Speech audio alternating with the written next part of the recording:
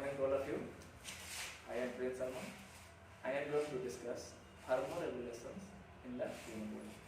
मतलब ह्यूमन के बॉडी में टेम्परेचर रेगुलेशंस कैसे होता है।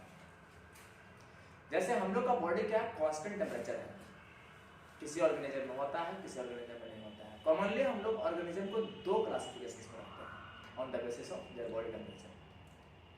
एक वैसा ऑर्गेनिज्म जिसका बॉडी का टेम्परेचर इन्वायरमेंट कंडीशंस के साथ वेरी करता है, जैसे कि हम लोग देखते हैं क्रोकोडाइल में, स्नेक में। ये सब जो ऑर्गेनिज्म है उसका बॉडी टेम्परेचर बाहर इन्वायरमेंटल कंडीशन के साथ वेरी करता है। कुछ ऑर्गेनिज्म ऐसे होते हैं जिसका बॉडी टेम्परेचर इन्वायरमेंटल फैक्टर पर डिपेंड नहीं करता है, जैसे ह्यूमन बीइंग, डॉग, काऊ। ये सारे जो ऑर्गेनिज्म है इनको बोला जाता है वार्म ब्लडेड। वार्म ब्लडेड मतलब ऐसा नहीं कि खून गर्म है, इसका मतलब ये हुआ कि जिनका बॉडी टेम्परेचर कांस्टेंट है। और वहीं दूसरी तरफ कौन सा आ जाएंगे, कोल्ड ब्लडेड। कोल्ड ब्लडेड का मतलब होता है जिनका बॉडी का टेम्परेचर फ्लक्चुएट करेगा, जैसे कि इन्वायरमेंटल टेम्परेचर उसमें वेरी करेगा, उसका बॉडी का टेम्परेचर वेरी करेगा। अब हम लोग डिस्कस करेंगे कि ह्यूमन में एक बॉडी टेम्परेचर क्यों जरूरी है। अगर फीवर होता है तो क्या फीवर हमारे लिए एसेंशियल है, फीवर है क्या, इन सब बातों का आज हम डिस्कशन करेंगे। सबसे पहले हम लोग जाने कि ह्यूमन बॉडी का नॉर्मल टेम्परेचर होता है 37 डिग्री सेल्सियस। अगर फ़ारेनहाइट में इसकी बात करें तो 98.6 डिग्री फ़ारेनहाइट। इतना ही टेम्परेचर क्यों? क्योंकि जो ह्यूमन बॉडी में एंजाइम है, हार्मोन्स है, ये सब का ऑप्टिमम एक्टिविटी मतलब सबसे अच्छा काम ये इसी टेम्परेचर पे कर पाता है। अगर किसी भी ह्यूमन बॉडी में अगर टेम्परेचर बिलो दिस पॉइंट आ जाए, अगर उसका टेम्परेचर 37 से कम होने लगे, 37 डिग्री सेल्सियस से कम होने लगे, उस केस में उसका एंजाइम एक्टिविटी स्लो हो जाएगा, वो सही से उसका मेटाबॉलिज्म नहीं वर्क कर पाएगा।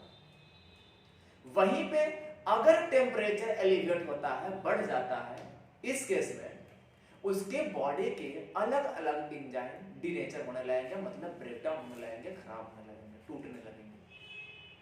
तो अगर ऑप्टिमम चाहते हैं हम लोग एक्टिविटी, हम लोग सबसे अच्छा मेटाबॉलिज्म चाहते हैं, तो हम लोग का बॉडी टेम्परेचर कांस्टेंट होना जरूरी है। और वो टेम्परेचर कितना होना चाहिए, अबाउट 37 डिग्री सेल्सियस।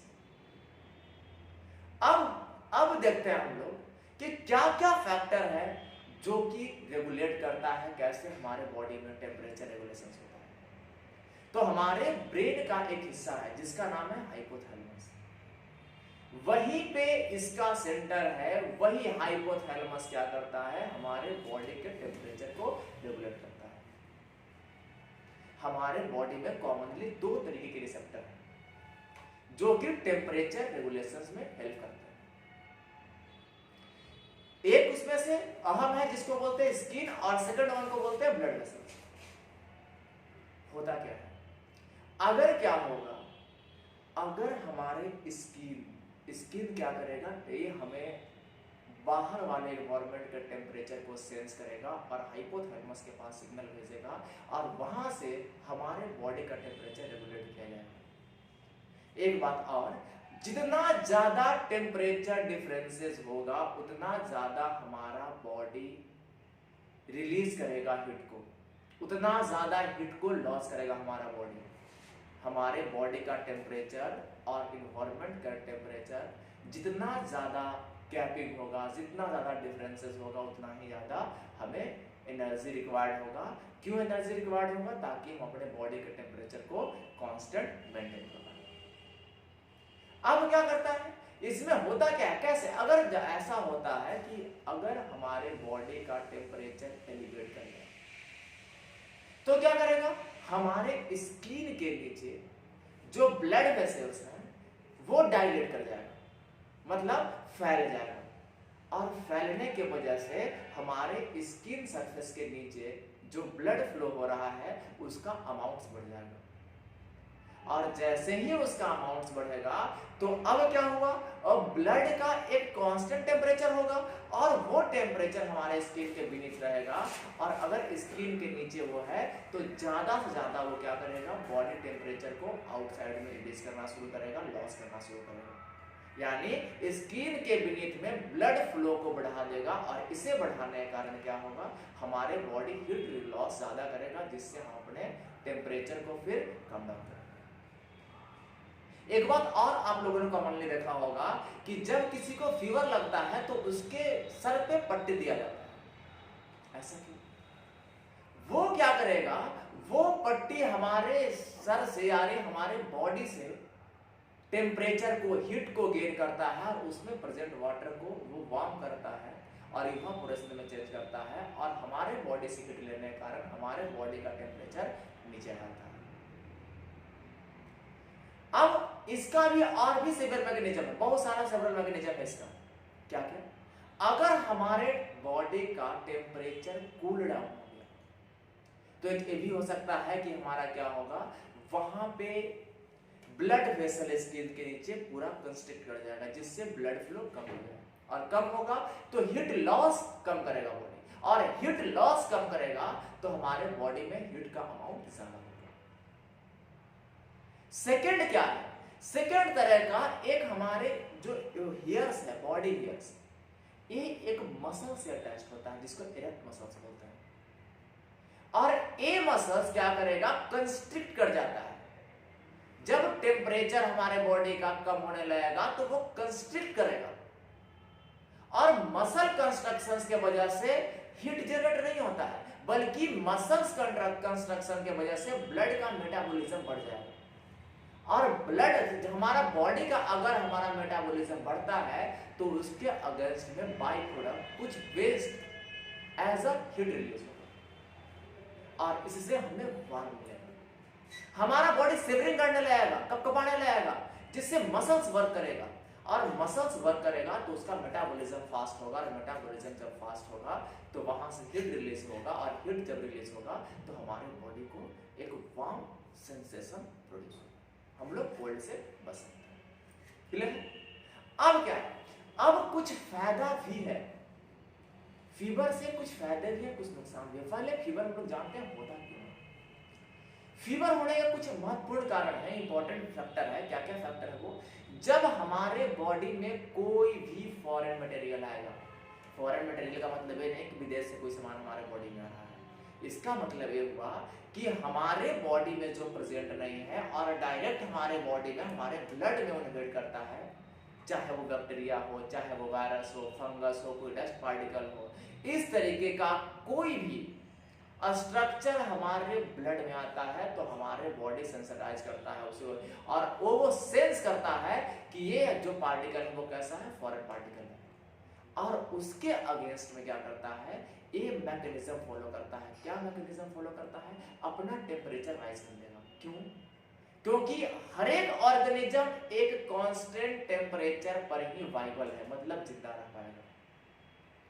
अब वो बैक्टीरिया, वायरस, फंगस जो भी होगा हमारे बॉडी में आएगा, और आकर वो 37 डिग्री पे ग्रो कर रहा है, लेकिन जैसे ही टेम्परेचर एलिवेट कर जाएगा वो अनस्टेबल हो जाएगा। हो सकता है वायरस हो तो डिनेचर कर जाए, बैक्टीरिया हो तो डेथ कर जाए, फंगल हो तो डेथ कर जाए, और डेथ करने की वजह से हमारे बॉडी इम्यून रहता है। तो अगर हमें फीवर आता है तो तुरंत टैबलेट्स या मेडिसिन नहीं लेना चाहिए, क्योंकि हमारे बॉडी ने किसी पैथोजन को, किसी फॉरेन बॉडी के अगेंस्ट में वर्क कर रहा है। लेकिन इसका हार्मफुल इम्पैक्ट भी है कि अगर नहीं हम लोग 2, 3, 4 दिन लगातार है और मैं मेडिसिन नहीं ले रहा, इस केस में वीकनेस आने लगेगा। क्यों वीकनेस आने लगेगा?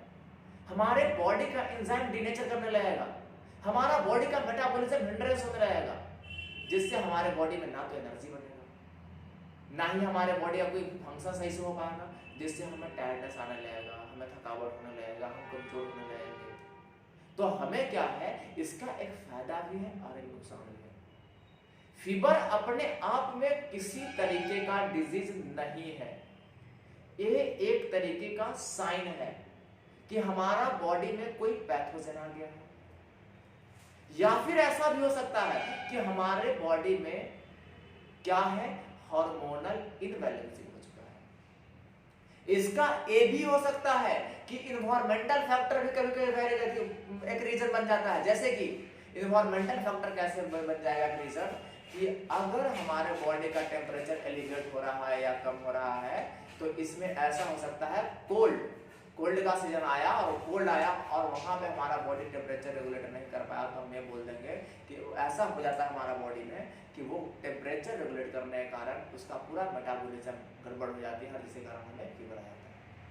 वैसे ही अगर सनबर्न हो गया, लू लग गया, इस केस में हमें फीवर देखने को मिलता है, ताकि हमारा बॉडी उस इन्वायरमेंटल फैक्टर, इन्वायरमेंटल कंडीशंस के साथ मैच नहीं कर पाता है, और इस केस में हमें फिर से फीवर जैसा साइन देखने को मिलते हैं। तो दो दिन क्या था इसका इंपॉर्टेंट फैक्टर था, क्या क्या इसका, सबसे पहले इन्फेक्शंस, दूसरा क्या था इन्वायरमेंटल फैक्टर, तीसरा क्या था हार्मोनल इम्बैलेंसिंग, और भी कई फैक्टर हैं जो कि हमारे बॉडी में फीवर काउज कर सकता है, मतलब टेम्परेचर को एलिवेट कर सकता है।